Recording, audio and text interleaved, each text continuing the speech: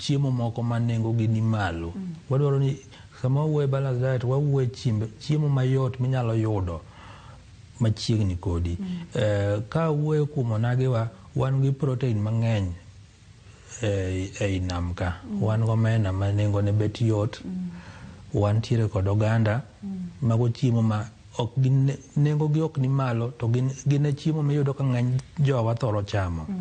Wan tiere kod alode mopogore opogore, ma ng'eny gi oting'o zinc, ma mago gik monego bed ni wachamo. To koro ok onego bed ni chiemo, kichako chiemo to chamo chiemo wach ni wach kata ni ng'ato timo wach ni imadho chai gi chapat. Mano klas achiel mar chiemo.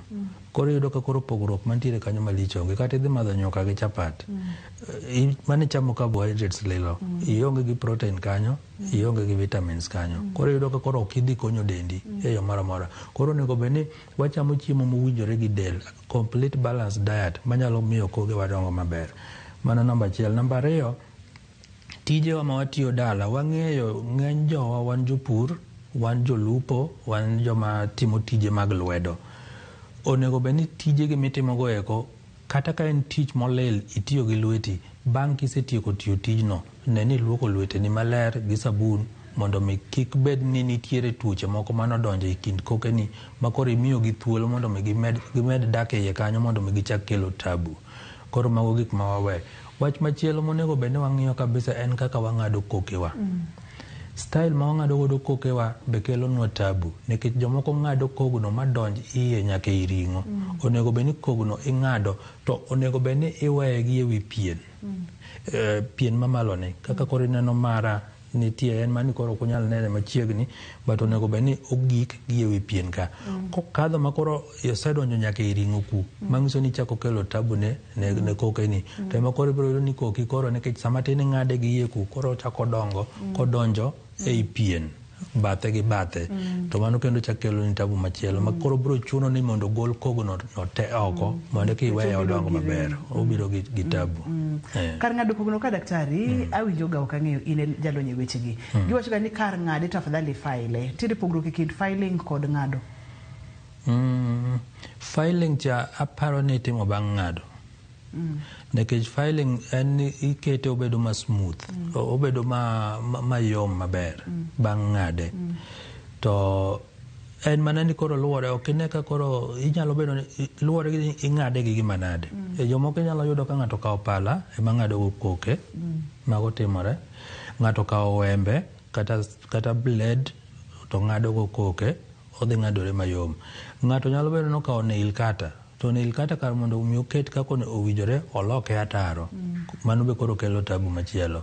Koro luwore kaka ing'ade, but gima duong' mogik kar ng'ado kogno ka, kogno ok onego bed ni ng'ado madonj e bwo ring'o, onego bed ni ng'ade to pimore gi wi ring'o mamalo ni. Cuticles ok onego bed ni golo, mani leronwa en fuon mar kogno. Tiere gimoro mitimo ni buffing. Mudla wach buffing ni daktari, okelo thagruok ne kogno koso ento inyalo time atima?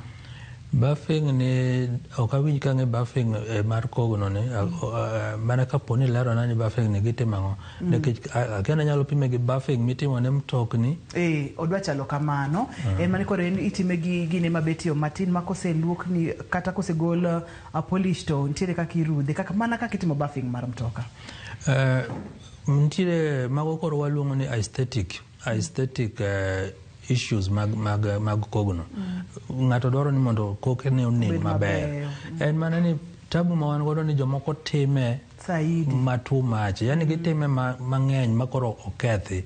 Bedo ni ibudhe kok ng'ato ni itimo ne buffing ok ng'isi ni koro itimo ne maber. Nikech ing'e ni nitiere kuonde moko ma kidhiye samoro ng'ato dwaro ni mondo ine value for your money. Nikech idhi chule koro odeno ni mondo budhe koki kanyo. En okia ni koro omedo hinyo, kata omedo ketho koki no endo.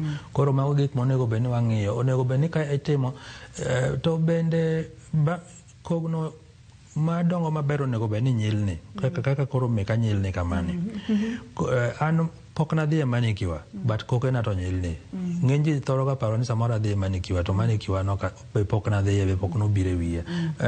But iyudo ka seche ma koro igolo kogno dongo kende gi buffing ne chuth. Ma seche ma koro igole noendo interfere kode. Wach mogik minyalo weyowa godo daktari kotende kod weche mag tuoche mag kogno kod gimonego beni timo mapiyo piyo ponono ni neno gimore koki kaeto kod gimonego beni timo seche mosemi thieth mar kogno. Erokamano. Ne jo winjo wa kogno kik wakawe tugo. Ka in ng'ama nyako madwaro ni mondo iket urembo moke koki dhi kama jolony mag keto kogno nitie. To en mana ni koro mondo mi ng'e ni jolony malong'o mag keto kogno gin mage nikech mane fail moro ma ok en regulated. Cosmetic fail ok en regulated. Iyudo ka gin jok matimo gi kaka gihero ng'ama control gi be onge kata issues gi mag license gi nego yudo ka onge jok mang'iyo.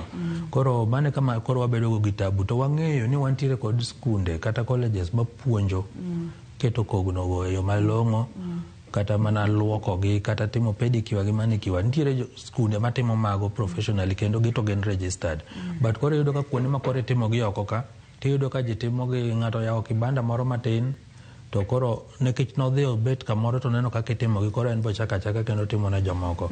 Koro wabeduru motang' gi kuonde ma wadhi miloso nwa ikoke wago eko nekech wanyalo kelo tabu ne wan wawegi.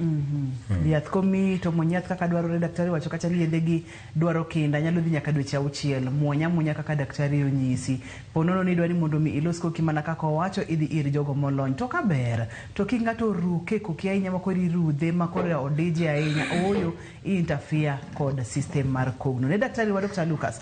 Ponono ni ng'ato dwa tudore kodi inyalo yudi kanye ntiere kod penjo odwani mondo mi otim consultation odwani mondo mi ing'adne rieko kotende kod weche ma owacho gi mag pien del kogno yie wich kachiel kod dusruok. Erokamano. Kopo ni dwa nena kata idwaro tudori koda inyalo yuda e namba na mar simu 0741 21 81 71. Namba no inyalo goe kata inyalo tiyo kod WhatsApp mare to ibiro yudo duoko. Atiyo Mabei Referral Hospital to seche kama an thuolo inyalo yudo hospital mar Oasis Doctors Plaza man Kisii. Koro mage kuonde minyalo yuda kata ka in mabor koda to anyalo manyo daktari mang'eno lony man machiegni kama intiere nikech bet watin pod watin wang'ere. Ka in Mombasa nitiere kuonde manyalo orie, ka in Nairobi wang'ere. Gurubu wabe nitiere makata kopo ni kama intiere anyalo penjo ni hospital man machiegni kama inyalo dhi to mondo yud konyruok. Erokamano nya Dr. Lucas oduok erokamano mathoth. Erokamano nya jahera mar chenro ni ageno ni puonjori achiel ariyo adek. Ne jogo picha mawa erokamano inya kama erokamano inya Bensu erokamano inya Mulindi ane director na Philip Ochieng Wood Migori kachiel kod producer na Pape Chokoth erokamano mathoth pie marwa Eugene erokamano mang'eny ne jagono mochung ne weche mag duol iluongo kacha ni Washira erokamano Wendi Akinyi nya Ugenya kuom weche mag ler mar studio kachiel kod dusruok waduoko ni erokamano mathoth maduong' moloyo ne in jahera mar chenro ni tem matek mondo mi lu gigo ma daktari wacho mondo mwabed kod kogno makare kineno gimoro kiki kawe yoro yiem ani luonga ni Ruth Otieno oriti masane.